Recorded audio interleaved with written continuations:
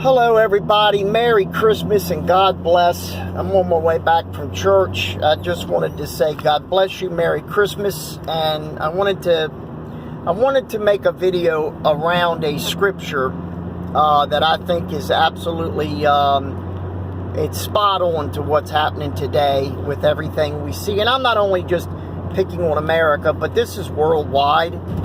You know, this movement, this you know, they call it the woke movement. You know, this is not the woke movement. This is the Antichrist spirit movement. But I want to start today's video out with the scripture from Isaiah 5:20. I don't usually do this because I'm really not good at memorizing scripture, but this one I've known, you know, for a long time, so it comes a little easier to me. It says, "Woe unto them that call evil good and good evil, that see darkness for light and light for darkness, that taste bitter for sweet and sweet for bitter." My friends, that is part and parcel of what is happening today worldwide, and especially within these United States of America. We are seeing our media tell us, oh, that's not what you seen. You didn't see what was on that screen. No, we're going to tell you that it was nothing. We're going to tell you that, you know, it's just some right-wing conspiracy theory. We're going to tell you not to look at that. We're going to tell you not to hear what you heard, because we are the final authority on what you hear and see in America. That is what is going on. This nation is so fearful right now. Our courts, our judges are scared to make a decision, and y'all know what I'm talking about. I can't talk about it because the video will be taken down, but you know what I'm talking about. The courts are afraid to make a decision simply because of the threats, the terroristic domestic threats of our cities being burned to the ground. And they're scared to make a decision. It's that simple. There's no ifs, there's no ands, there's no buts about it. That's what's going on in America. That's what's been going on in America for the last 2 months, 45, 50 days, whatever it's been. No, it's been almost 2 months, not quite, but almost. This is where you start to see America and the world truly embrace this. They call it globalism today. That's the word that they use today. Before that, it was the New World Order in George Bush's era. I'm talking about George Bush 41. A little quick side note. I think it was 1990. He was in his first year of office. He gave that speech where he said, you know, we want a new world order, or we're heading to a new world order, something like that. But he also said something in that speech I want you all to look up and check it out. 1,000 points of light. He said that. He was very specific when he said that. Now, this was 1990. And some of you that's on this channel may not even have been born in 1990. But I really want you to go look up that 1,000 points of light. Especially go to something from a Christian channel or something that will tell you, because I think you're going to be surprised what that means, what that entails, what that's about. And that was said, what, 30 years ago? Okay? So that's a long time ago when you're talking about 3 decades compared to what's going on today. It started a while ago. It didn't just start today or last week or last month or last year. This has been going on for a while.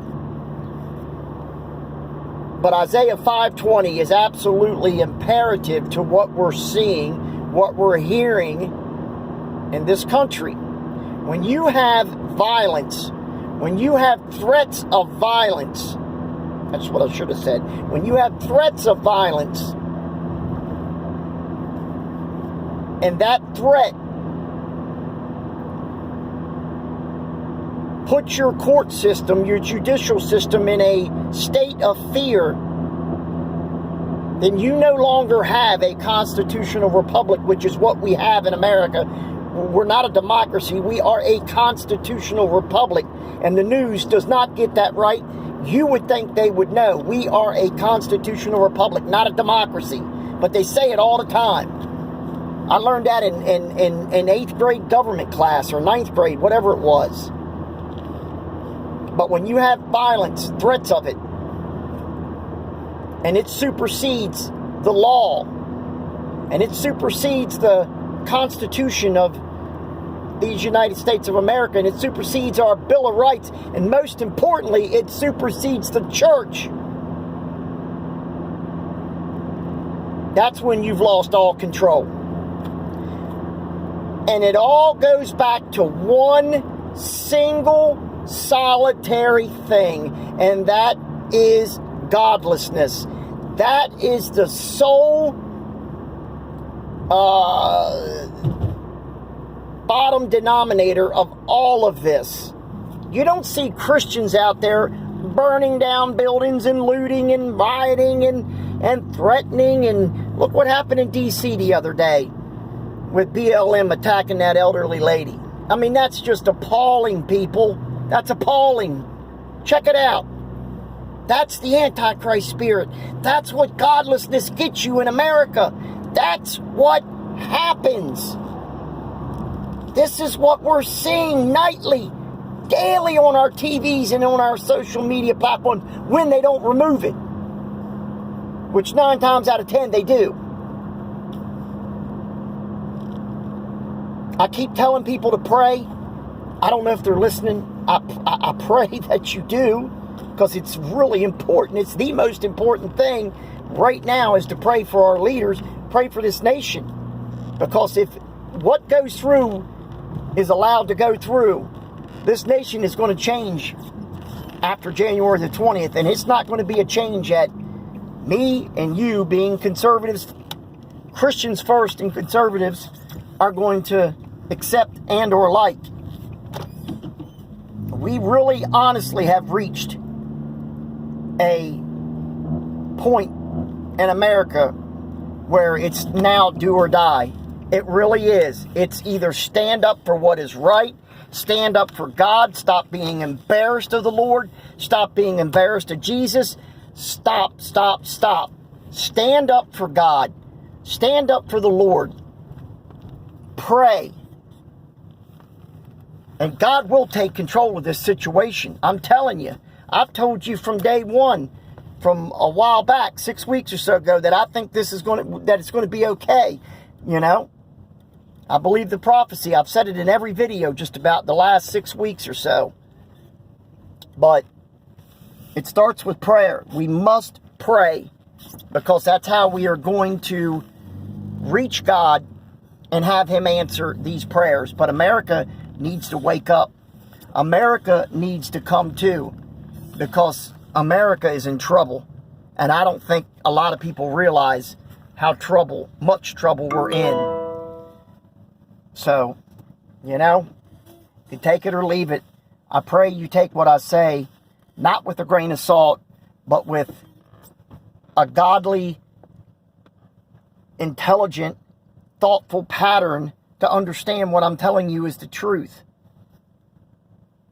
But ultimately, I can only talk to you through this screen. You on the other side, it's up to you. It's not up to me. I can do my part. I can pray. I can do my part. But ultimately, one is not enough. You on the other side of that screen,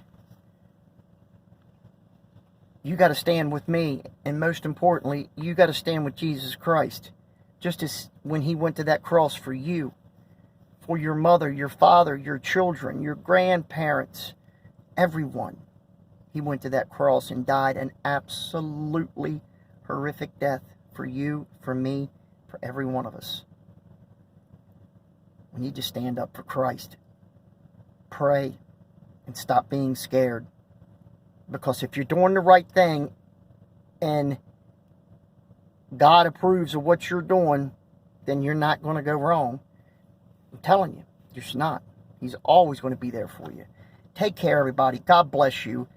Be safe. Have a Merry Christmas. I'll try to squeak one more video in before Christmas. If I don't, please, please remember to give thanks. I know Christmas isn't actually Jesus' birthday. I hear it all the time, especially from the non-believers. I get it. I get it. Okay, I get it. I got it. I get it. But it's a day we celebrate. Doesn't matter. Okay, so thank the Lord first and foremost. And then have a wonderful day with your family. Take care, everybody. God bless you. Subscribe, like. You guys know the spiel. I'll talk to you hopefully before Christmas. Take care. God bless. Have a wonderful, wonderful day. Bye-bye.